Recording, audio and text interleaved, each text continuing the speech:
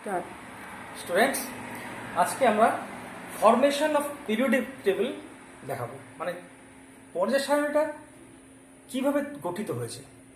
মনে রাখবে, পুরো ইলেকট্রনিক কনফিগারেশনের উপরে কিন্তু এই পর্যায় সারণীটা তৈরি। এবং আমরা যে আফবাউয়ের নীতি পড়েছিলাম, সেই আফবাউয়ের নীতিটা এখানে ফলো করতে হবে। আফবাউয়ের নীতিতে মনে আছে কি ছিল? 1s প্রথম কক্ষের মধ্যে প্রথম অরবিটাল 1s, দ্বিতীয় কক্ষে আবার দুটো উপকক্ষ 2s 2p, 3s 3p 3d, 4s 4p 4d 4f, 5s 5p 5d 5f, 6s 6p 6d 6f, 7s 7p 7d 7f। এবার আমি শক্তির ক্রম অনুসারে বিভিন্ন উপকক্ষগুলো এইভাবে লিখেছিলাম। সবার প্রথমে ছিল 1s, তারপরে ছিল, খেয়াল করে দেখো, 2s,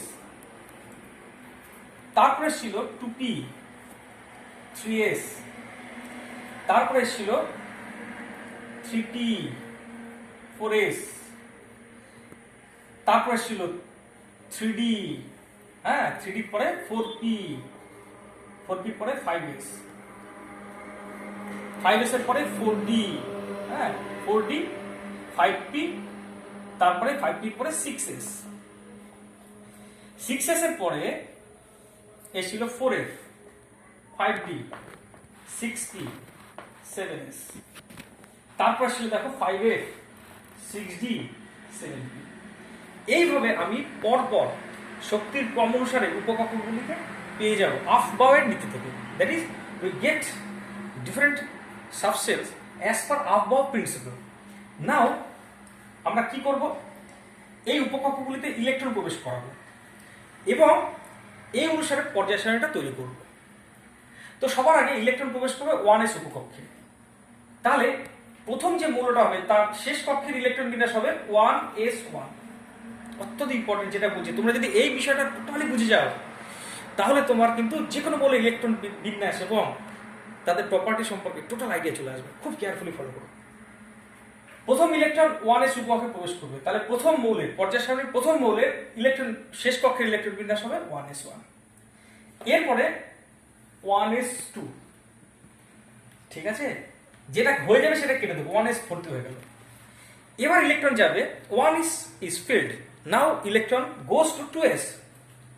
2s এ দুটি ইলেকট্রন থাকতে পারে, first 2s1, 2s2, 2s is filled, then electron will go to 2p, 2p তে ইলেকট্রন যাবে। কিন্তু আমি এই সমস্ত ঘরে লিখছি সর্বশেষ কক্ষের ইলেকট্রন বিন্যাস, তাই শুধুমাত্র 2s লিখবো না, 2pটাকেও লিখবো। তাহলে এইখানে যে মৌলটা থাকবে তার শেষ কক্ষের ইলেকট্রন বিন্যাস হবে 2s2 2p1। তারপরের মৌলটা কি হবে? 2s2 2p2। তুমি জানো p উপকক্ষে 6টা ইলেকট্রন থাকতে পারে। তারপরে মৌলটা হবে, একইভাবে লিখলাম, 2s2 2p3, 2s2 2p4, 2s2 2p5, 2s2 2p6, 2s2 2p6। এইভাবে আমি দেখলাম p কমপ্লিট হয়ে গেল। এবার ইলেকট্রন যাবে 3s উপকক্ষে, তাহলে প্রথম মৌলটা হবে 3s1 3s2 filled. Now electron goes to 3p, but the outermost orbital 3s and 3p, so I have to write 3s2 3p1. Next 3s2 3p2, 3s2 3p3, 3s2 3p4, 3s2 3p5 and 3s2 3p6. 3p is completed. Now electron goes to 4s. So first 4s1 and 4s2. After completing 4s, then electron goes to 3d. এবং আমি তোমাদের বলেছিলাম earlier, I have said that 4s and 3d, these two orbital must be assumed as outermost orbital for this transitional element. Transitional element, that is that elements which show some different properties compared to s and p or p block are called transitional element. এই transitional এলিমেন্টগুলির ক্ষেত্রে সর্বশেষ কক্ষ বলতে শুধুমাত্র 4s নয়, বা 3D নয়, এদের ক্ষেত্রে সর্বশেষ কক্ষ বলতে 4s এবং 3D কে বোঝাবে।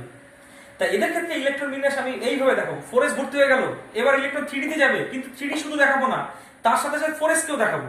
তাহলে কি লিখবো? 4s2 3D1। তারপর একটা হবে 4s2 3D2। তুমি বলতেই পারো যে স্যার আপনি তো সর্বশেষ কক্ষের ইলেকট্রন বিন্যাস দেখাচ্ছিলেন, এই ডি এবং এস কে দেখাচ্ছেন কেন?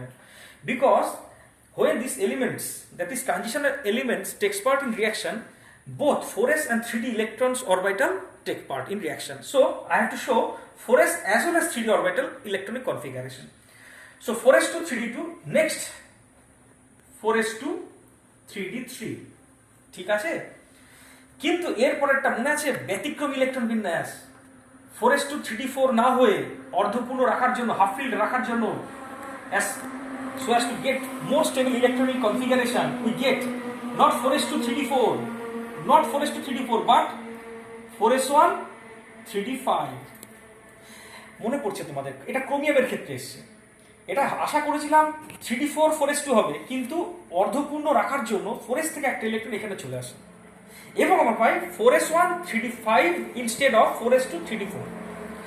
নাও পরেরটা হবে কি? 4s2 3D5, 4s2 3D6, 4s2 3D7, 4s2 3D8।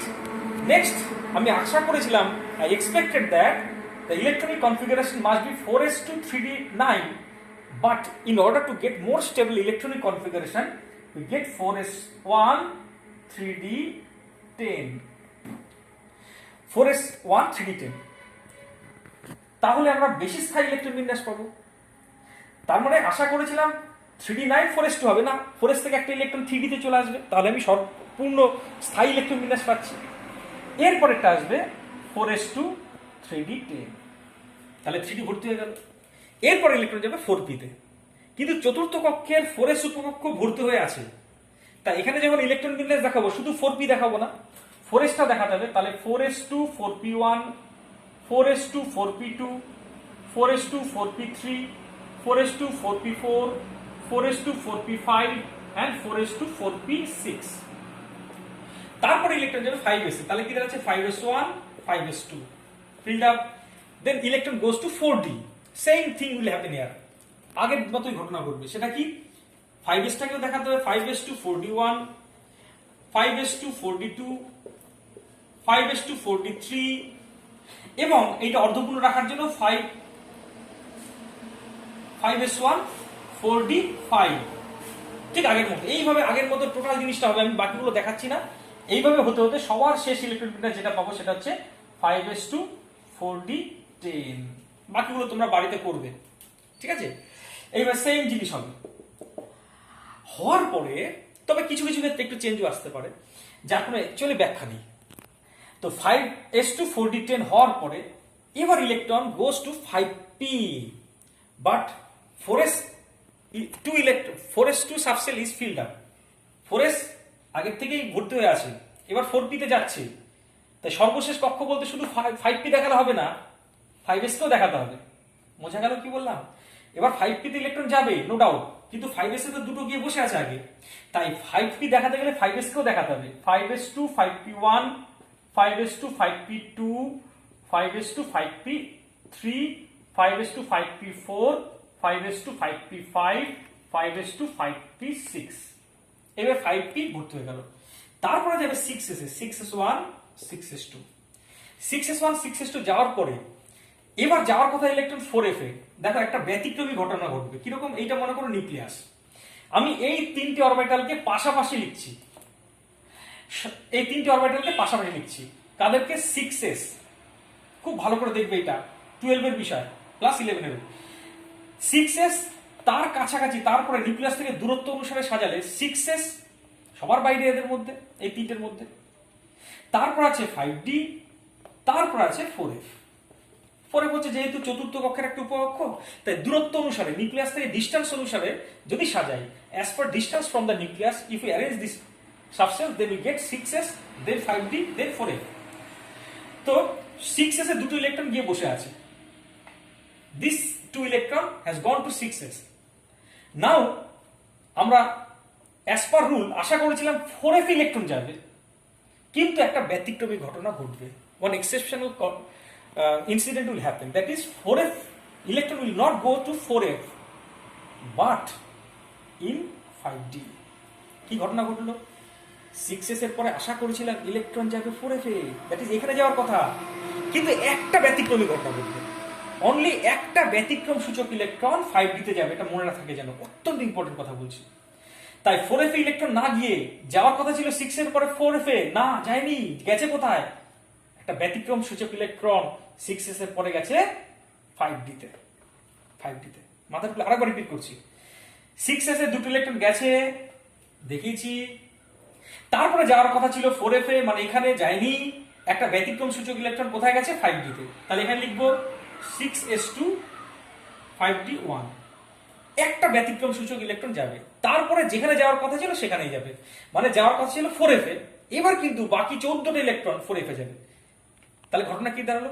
6s এর পরে যাওয়ার কথা ছিল 4f এ, যায়নি, একটা ব্যতিক্রম সূচক ইলেকট্রন 5d তে গেছে, যাওয়ার পরে এবার যেখানে যাওয়ার কথা সেখানে যাবে, মানে 14টা ইলেকট্রন 1 2 3 4 5 6 7 8 9 10 11 12 13 14, এই যে 14টা ইলেকট্রন এবার যথারীতি ভিতরের 4f এ গেল। কিন্তু এই 14টা মৌলের জন্য সর্বশেষ কক্ষের ইলেকট্রন বিন্যাস দেখো 5d1 6s2। That is, for these 14 elements, the outermost electronic configuration is 5d1 6s2. এবং পর্যায় সারণীর নিয়ম হচ্ছে সর্বশেষ কক্ষের ইলেকট্রন বিন্যাস যে সমস্ত মৌলের ক্ষেত্রে একই হয় তাদের একই জায়গায় রাখতে হবে। তাহলে এই 14টা মৌলের শেষ কক্ষের ইলেকট্রন বিন্যাস 5d1 6s2 তাদের একই জায়গায় রাখতে হবে। As they have the same outermost electronic configuration, we have to keep all these 14 elements in a particular place. That is, I have to keep all these elements in this place. But here, এখানে কিন্তু খুব বেশি জায়গা নেই যেখানে আমি 14টা আরো electron এলিমেন্টকে রাখতে পারি, তাই এখানে স্টার মেরে এইখানে নিয়ে আসা হচ্ছে। মানে পরবর্তী যে 14টা মৌল যাদের ইলেকট্রনগুলি 4f এ যাবে, এই 14টা মৌল কিন্তু আছে অ্যাকচুয়ালি এখানে, এখানে জায়গা নেই বলে এখানে লিখছি। এবং তাদের ক্ষেত্রে প্রথম মৌলের ইলেকট্রন কনফিগারেশন কি হবে? 4f1 5d1 6s2। ঠিক আছে, ভিতরে গেছে, দেখো সর্বশেষ কক্ষের ইলেকট্রন বিন্যাস এরকম, তাই এই মৌলটা আছে অ্যাকচুয়ালি এখানে। পরের মৌলটা কি হবে? 4f2 5d1 6s2 হওয়ার কথা, কিন্তু মনে রাখবে এবার কিন্তু বাকিগুলোর ক্ষেত্রে ব্যতিক্রমী ঘটনা ঘটবে। ব্যতিক্রমী মানে 5d তে আর ইলেকট্রন থাকে না, একটা বিশেষ কারণে 5d থেকে ইলেকট্রন চলে আসে 4f এ। তাহলে 4f2 হওয়ার কথা ছিল, না হয়ে হবে 4f3 5d0 6s2। একটু কাছে ক্যামেরাটা আনলে ভালো। তারপরে হওয়ার কথা ছিল, তারপরটা দেখো ডিতে আর ইলেকট্রন যাচ্ছে না, 4f4 5d0 6s2, 4f5 5d0 6s2, 4f6 5d0 6s2, 4f7 5d0 6s2। দেখো অর্ধপূর্ণ হলো, এর উপপক্ষে 7টা অরবিটাল থাকে, অর্ধপূর্ণ আছে, তাই অর্ধপূর্ণ রাখার তাগিদে এর পরেরটা কিন্তু 4f8 হবে না, 4f7ই রাখবে 5d0 6s2। তারপরেরটা আবার সেরকম, মানে আর ডিতে 5d1 6s2। তাহলে কি দাঁড়াবে? 4f7 5d0 6s2।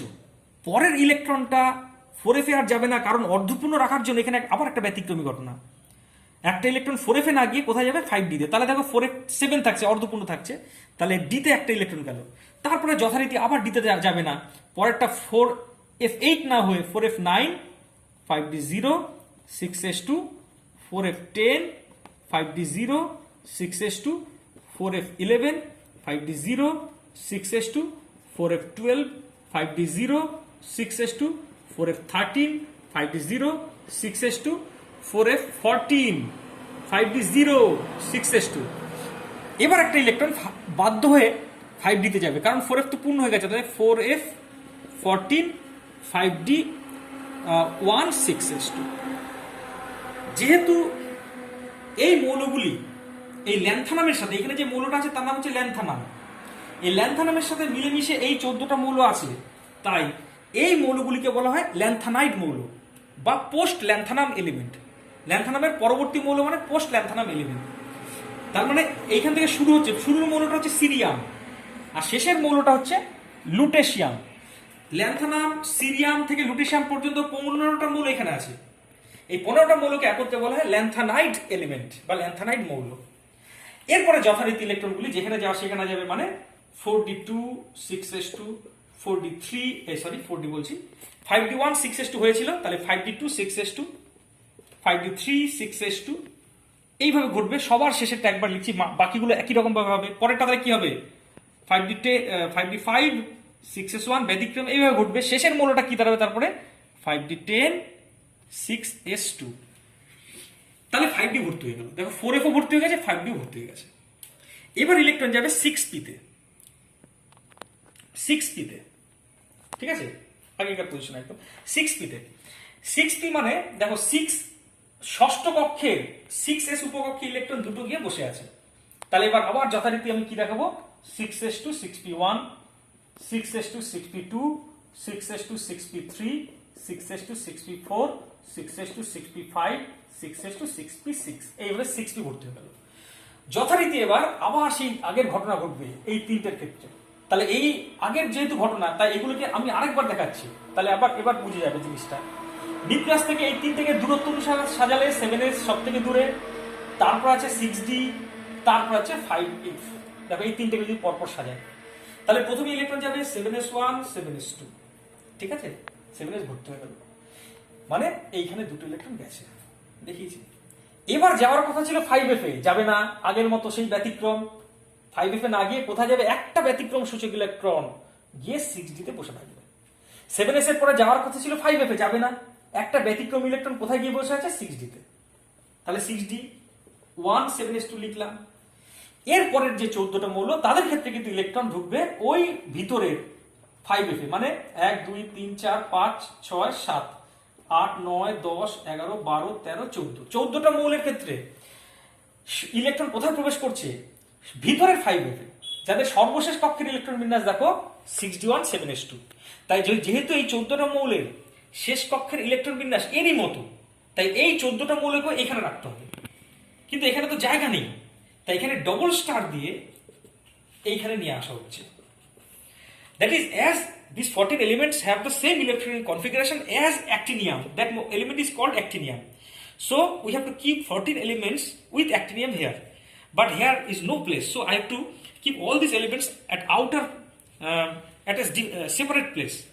আমাদের এই 14টা এলিমেন্টকে কোথায় রাখতে হচ্ছে, একটা আলাদা জায়গায়। কিন্তু এই 14টা মৌল মনে রাখবে আগের মতোই, কোথায় আছে বলতো, এই জায়গাটাতে আছে। তাহলে প্রথম মৌলটার ইলেকট্রন বিন্যাস কি হবে দেখো, প্রথমে কোথায় যাচ্ছে, ভিতরের 5f1 6d1 7s2, ঠিক আছে, আগের মতো দেখো। তারপরটা কোথায় যাবে 5f2 6d1 7s2 হওয়ার কথা, কিন্তু d তে ইলেকট্রন থাকে না, কোথায় চলে আসে সব f এ। তাহলে কি লিখবো 5f3 6d0 7s2। তারপরটা কি হবে 5f4 6d0 7s2। এরকম করতে করতে সবার শেষের মৌলটাকে আমি দেখবো এইখানে, সবার শেষের মৌলটা তাহলে কি হবে 5f14 6d1 7s2।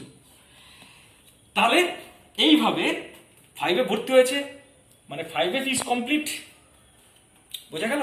তাহলে এই 14টা মৌল যাদের সর্বশেষ কক্ষের ইলেকট্রন বিন্যাস 5 6d1 7s2 just like actinium, যেহেতু শেষ কক্ষের ইলেকট্রন বিন্যাস অ্যাক্টিনিয়ামের মতোই, তাই এই 14টা মৌল আছে এখানে, কিন্তু তাদেরকে এখানে রাখা গেল না বলে সেপারেট জায়গায় রাখলাম।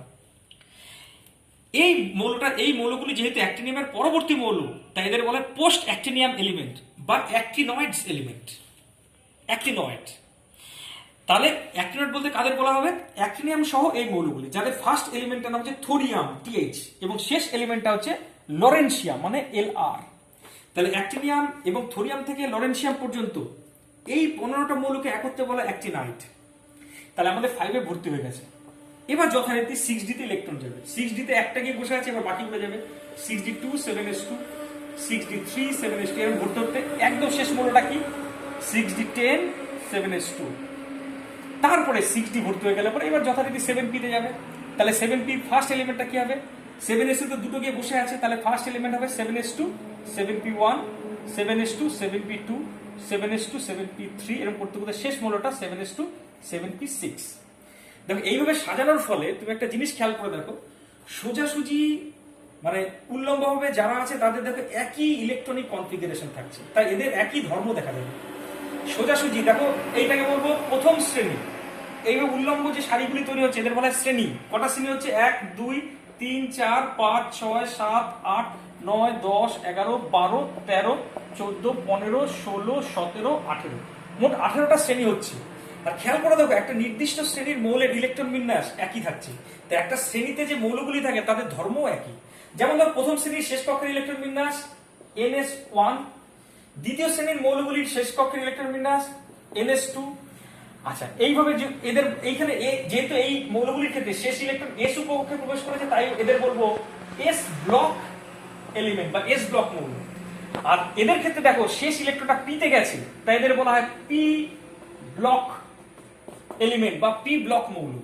দেখো এদের শেষ কক্ষের ইলেকট্রন বিন্যাস NS2, মানে S এ দুটো গিয়ে বসে আছে, NP 1 to 6 1 to 6 কেন? দেখো ইলেকট্রন গেছে P তে, মানে P1 P2 করতে করতে P6 পর্যন্ত হয়েছে। তাহলে এইটা হচ্ছে S ব্লক, এইগুলো হচ্ছে P ব্লক। তার মানে 1 and 2 শ্রেণী হচ্ছে S ব্লক, 13 থেকে 18 পর্যন্ত হচ্ছে P ব্লক মৌল, মাঝের 3 থেকে 12 পর্যন্ত হচ্ছে D ব্লক মৌল। D ব্লক মৌল, D ব্লক। এদের শেষ কক্ষের ইলেকট্রন বিন্যাস খেয়াল করে দেখো, সাধারণ ইলেকট্রন বিন্যাস হচ্ছে NS2, লিখবো না শুধু 1 to 2। দেখো বেশিরভাগ ক্ষেত্রে NS এ দুটো থাকছে, কিন্তু ক্রোমিয়াম আর কপারের ক্ষেত্রে ব্যতিক্রমী, NS এ 2 না হয়ে অর্ধপূর্ণ সম্পূর্ণ রাখার জন্য NS এ একটা হচ্ছে, তাই 1 to 2 লিখবো। আর এটা হচ্ছে N-1 D 1 to 10, এইটা হচ্ছে D ব্লকের সাধারণ ইলেকট্রন বিন্যাস, NS2 N-1 D 1 to 10। আর এইগুলো হচ্ছে F ব্লক মৌল। F ব্লক মৌলের সাধারণ ইলেকট্রন বিন্যাস হচ্ছে দেখো N-2, আচ্ছা এখানে NS2 N-1 D 0 to 1 N-2 F 1 to 14। তাহলে এটা S ব্লক মৌল, এটা P ব্লক মৌল, আর মাঝখানের গুলো হচ্ছে D ব্লক মৌল। আর ল্যান্থেনাইট গুলি আছে কোথায় খেয়াল করে দেখো, আর পর্যায় কটা আছে? 1 2 3 4 5 6 7। দেখো এই ল্যান্থেনাইট গুলি আছে ষষ্ঠ পর্যায়ে তৃতীয় শ্রেণীতে, অ্যাক্টিনাইট গুলি আছে সপ্তম পর্যায়ে তৃতীয় শ্রেণীতে। এ হচ্ছে টোটাল আমার পর্যায় সারণী ইলেকট্রনিক কনফিগারেশনের উপরে বর্ণনা করলাম। তোমরা কিন্তু এটা সুন্দর করে ফ্রেশ ভাবে একটা খাতায় করবে, ঠিক আছে? আমাকে তারপর দেখাবে, এইটা কিন্তু অত্যন্ত ইম্পর্টেন্ট, ঠিক আছে? এরপরে এর উপর বেস করে আমি অন্যান্য বিষয় আলোচনা করব, ঠিক আছে? আজ এই পর্যন্ত।